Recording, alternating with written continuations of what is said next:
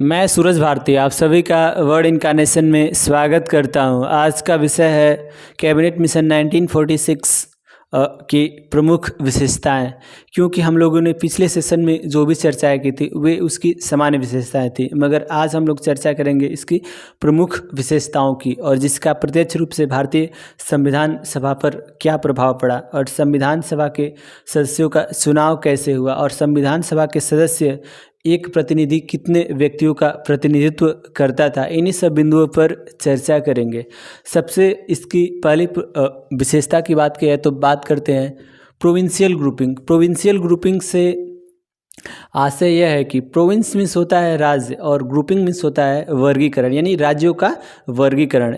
Cabinet mission में प्रावधान यह था कि जो भी स्टेट्स हैं जो कंट्रोल डायरेक्टली ब्रिटिश गवर्नमेंट द्वारा कंट्रोल होते हैं उनको मतलब रीग्रुप कर रहे हैं, यानी कि फिर से क्लासिफिकेशन करना है। यानी ये जो डोटेड एरियाज़ है, ये जितना भी डोटेड एरियाज़ है, ये ब्रिटिश गवर्नमेंट्स द्वारा क्या होता था, यानी कि डायरेक्टली कंट्रोल होता था। और 1946 के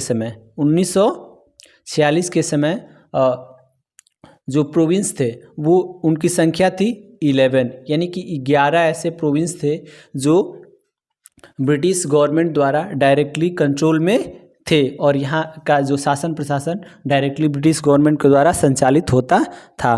कैबिनेट मिशन ने क्या किया, इसको 3 सेक्शंस में बांट दिया। पहला सेक्शन था ए, और इसमें 5 स्टेट्स थे, यानी कि पहला था बॉम्बे, दूसरा था मद्रास, तीसरा था सेंट्रल प्रोविंस, और चौथा था यूनाइटेड प्रोविंस, पांचवा बिहार उड़ीसा, क्योंकि ये दोनों स्टेट्स पहले एक ही में थे। तो ये है 5 स्टेट्स। अब बात करते हैं सेक्शन बी की। सेक्शन बी की बात की जाए तो इसमें 4 स्टेट्स आते हैं। पहला स्टेट सिंध, दूसरा बलूचिस्तान, तीसरा पंजाब, ये और चौथा था NWFE, north west frontier province. ये चारों स्टेट्स सेक्शन बी के अंतर्गत आते थे। अब बात करते हैं सेक्शन सी की। सेक्शन सी में ये आसाम ये वाला क्षेत्र है। उसके बाद से बंगाल, ये दोनों स्टेट्स सेक्शन सी के अंतर्गत आते थे। यहाँ थोड़ा सा बंगाल का जो स्वरूप अलग दिख रहा है, क्योंकि ये आज जो बांग्लादेश है वह पहले मतलब बंगाल था, इसलिए ऐसा दिख रहा है। यानी कि ये हो गया सेक्शन सी, और ये वाला हो गया सेक्शन ए, और ये वाला क्षेत्र हो गया सेक्शन बी। और इस क्लासिफिकेशन का कहीं ना कहीं हमें यही आधार मिलता है कि ये मतलब धार्मिक आधार पर किया गया था, क्योंकि इस सेक्शंस का आज भी प्रत्यक्ष रूप से प्रमाण यही है कि ये जो सेक्शन सी बना तो वो आज इसका ये वाला जो भाग है बांग्लादेश बना। उसके बाद से सेक्शन बी जो क्लासिफिकेशन किया गया मुस्लिम बहुल इलाका, ये आज पाकिस्तान है, और ये वाला जो क्षेत्र था हिंदू बहुल इलाका था वो आज हिंदुस्तान है। यही मतलब इसका आधार था। अब बात करते हैं देसी रियासतें। देसी रियासतों की बात करें तो ये वाला क्षेत्र, ये वाला ब्लैंक्स दिख रहा है, ये ब्लैंक्स टोटली इसको देसी रियासत बोलेंगे, यानी कि प्रिंसली स्टेट्स। ये प्रिंसली स्टेट्स बोला जाएगा। प्रिंसली स्टेट से आशय यही है कि वैसे क्षेत्र जो स्थानीय शासकों द्वारा स्वतंत्र रूप से संचालित किए जाते थे, वैसे क्षेत्रों को प्रिंसली स्टेट बोला गया, यानी कि देसी रियासत बोला गया।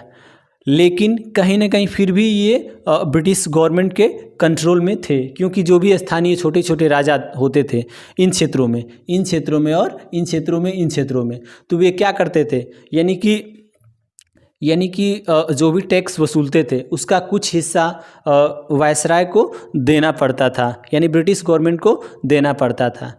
और स्टेट्स और प्रोविंसेस में यही अंतर है कि स्टेट्स डायरेक्टली कंट्रोल होते थे ब्रिटिश गवर्नमेंट के द्वारा, और जो प्रिंसली स्टेट्स थे ये वाले क्षेत्र इनडायरेक्टली ब्रिटिश गवर्नमेंट के द्वारा कंट्रोल होते थे। यही इन दोनों की विशेषताएं हैं। ये हो गया देसी रियासतें और ये हो गया प्रांत। इसको बोलेंगे प्रांत। जितने भी 11 स्टेट्स हैं इसको प्रांत बोला जाता था, और ये जो अर्ध शासित जो क्षेत्र है ब्रिटिशर्स के द्वारा इनडायरेक्टली जो मतलब कंट्रोल होता था उसको देसी रियासत बोला गया। अब बात करते हैं, थोड़ा सा ये दिमाग में आता है कि आखिर इसका शासन संचालन का प्रमुख, राज्यों के शासन प्रशासन का संचालन का प्रमुख कौन होता था, यानी कि हर स्टेट, हर प्रोविंस का अलग अलग लेफ्टिनेंट गवर्नर होता था, LG यानी लेफ्टिनेंट गवर्नर होता था। और जो हर स्टेट्स को संचालित करता था, यानी कि हर स्टेट में अलग अलग लेफ्टिनेंट गवर्नर होते थे। और देशी रियासतों का तो वैसे भी पता है कि हर स्थानीय राजा इसका शासन संचालन करता था। ये हो गया प्रिंसली स्टेट्स। अब बात करते हैं कंस्टिट्यूएंट असेंबली। कंस्टिट्यूएंट असेंबली यानी कि कैबिनेट मिशन की सबसे प्रमुख जो उसका उद्देश्य था, संविधान सभा का निर्माण करना। तो इसके अंतर्गत उसने क्या किया, कैबिनेट मिशन ने पूरे भारतीय क्षेत्रों को, यानी कि एक संविधान सभा चुनावी क्षेत्र, यानी कि इसको 389 चुनाव क्षेत्रों में बांटा, यानी कि हर चुनाव क्षेत्र से एक एक प्रतिनिधि चुना जाएगा और वही संविधान सभा का सदस्य बनेगा। तो यानी कि 389 चुनाव क्षेत्र बनाए गए देशी रियासतों को और प्रांतों को मिलाकर, और इसमें चीफ कमिश्नरी स्टेट्स भी शामिल किया गया था। इस ग्राफ से हम लोग समझ सकते हैं कि क्या इसका प्रावधान था, यानी कि ये जो प्रोविंसेस थे, ये 11 प्रोविंसेस थे। इन 11 प्रोविंसेस में 292 प्रतिनिधियों का चुनाव होना था, यानी कि संविधान सभा जो बनेगा उसमें 292 प्रतिनिधि, यानी ये डोटेड एरिया वाले जो क्षेत्र है इनसे 292 प्रतिनिधि चुने जाएंगे। और इन प्रतिनिधियों में भी इसमें रिजर्वेशन पॉलिसी थी, यानी कि पृथक निर्वाचन की व्यवस्था थी। यानी कि इसमें क्या था, ये वाला जनरल के लिए 210 सीटें ऐसी थी जिसमें कोई भी मतलब चुनाव लड़ सकता था, और 78 यानी कि 78 सीटें मुस्लिमों के लिए आरक्षित की गई थी, यानी कि 78 जो सीटें थी, यानी कि 78 मेंबर किसी भी हालत में मुस्लिम मतलब होने चाहिए। उसके बाद से 4 सीटें सिखों के लिए आरक्षित की गई थी, यानी कि संविधान सभा में 4 प्रतिनिधि सिखों के भी अनिवार्य थे। यानी कि टोटल मतलब ये जो डोटेड एरिया यानी कि 11 स्टेट्स है, इसमें 292 सदस्य संविधान सभा के लिए निर्वाचित होंगे, यानी कि इसमें ऐसा प्रावधान था। ये तो इसके लिए हो गया, ये डोटेड एरियाज यानी कि स्टेट्स के लिए हो गया, प्रोविंस के लिए हो गया। अब बात करते हैं देशी रियासतों की, प्रिंसली स्टेट, यानी कि देशी रियासतों से कितने प्रतिनिधि चुने जाएंगे। तो उसके लिए 93 यानी कि कैबिनेट मिशन ने यह बताया कि 93 जो मेंबर्स हैं वे प्रिंसली स्टेट यानी देशी रियासतों से चुने जाएंगे। और जो ये 4 मेंबर और है, ये चीफ कमिश्नरी स्टेट। चीफ कमिश्नरी स्टेट से आशय है कि जो भी चीफ कमिश्नरी क्षेत्र के अंतर्गत, जैसे कि हम लोग केंद्र शासित प्रदेश मान लेते हैं, यानी कि केंद्र शासित प्रदेश जो होता है, यानी कि डायरेक्टली उस समय मतलब क्या होता था, चीफ कमिश्नरी स्टेट्स के अंतर्गत आता था। जैसे कि इसमें था दिल्ली था, अंडमान निकोबार था, उसके बाद से जम्मू कश्मीर था। ये सभी क्षेत्र ऐसे थे जो चीफ कमिश्नरी क्षेत्र के अंतर्गत आते थे। और बलूचिस्तान का भी कुछ भाग ऐसा था जो चीफ कमिश्नरी क्षेत्र के अंतर्गत आता था। और इसमें यही प्रावधान किया कि 4 प्रतिनिधि ऐसे होंगे जो चीफ कमिश्नरी क्षेत्र के क्षेत्रों का प्रतिनिधित्व करेंगे, यानी कि यही है कंस्टिट्यूएंट असेंबली, और जिसके माध्यम से चुनाव को संचालित किया गया। अब बात करते हैं थोड़ा सा इनके चुनाव प्रणाली की। तो ये देशी रियासतों के जो भी प्रतिनिधि थे, इनका चुनाव क्या होता था, यानी कि डायरेक्टली इनको मनोनयन द्वारा, यानी कि जो भी स्थानीय राजा थे अपने सूझबूझ वाले किसी भी प्रतिनिधि को ये मनोनयन करके इसमें भेजते थे। उसके बाद से अब बात करते हैं